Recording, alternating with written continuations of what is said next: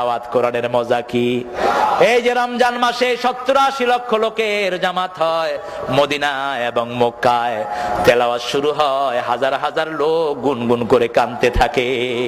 কোরআনের এমন মজা যে বুঝলো না তেলাওয়াতের মজা, তার কাছে নামাজও মজা লাগবে না, কারণ নামাজের পানি হলো তেলাওয়াত। সুবহানাল্লাহ বলেন।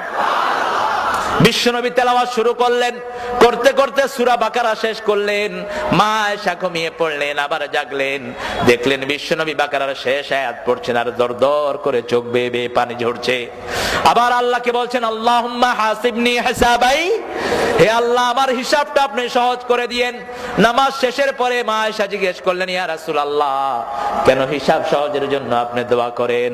আল্লাহর হাবিব বললেন, এই দোয়াটা এই জন্যই করি যাতে আল্লাহ বিনা হিসাবে জান্নাত দিয়ে দেয়। কারণ আল্লাহ যদি কারো হিসাব চান, আল্লাহর কাছে হিসাব দেওয়ার ক্ষমতা দুনিয়াতে কারোই।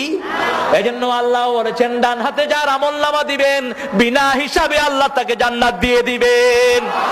আম্মা মান উতিয়া কিতাবাহু বিয়ামিনিহি ফাসাউফা ইউহাসাবু হিসাবান ইয়াসীরা ওয়া ইয়ানকালিবু ইলা আহলিহি মাসরুরা।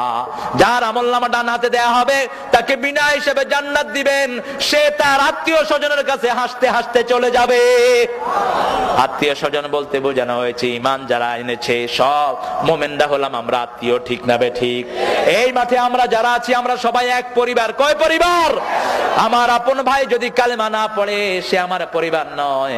নবীর সন্তান যদি কালেমা না পড়ে, আল্লাহ বলছেন লাইসা মিন আহলিক, লাইসা মিন আহলিক। যখন ডুবে যাচ্ছিল কেনান, সাইয়েদনা নূহ আলাইহিস সালাম বললেন, ইন্না ইবনি মিন আহলি, হে আল্লাহ এটা আমার সন্তান, আমার পরিবারভুক্ত। আল্লাহ বললেন লাইসা মিন আহলিক, খবরদার বেঈমান সন্তানকে তোর পরিবারের বলে ঘোষণা দিতে পারবি না। যারা ঈমান এনেছে তারা একটা পরিবার। বিশ্বনবী নামাজ পড়া শুরু করলেন, মা আয়েশা বললেন, সূরা বাকারা শেষ করলেন, আল ইমরান শেষ করলেন।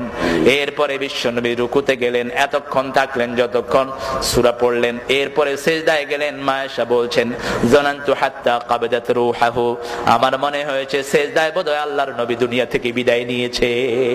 মা আয়েশা বলছেন, আমি পায়ে চিমটি কাটলাম, বিশ্বনবী পা নাড়ালেন, তখন আমার মনে হলো বিশ্বনবী এখনো দুনিয়ায় জীবিত আছে।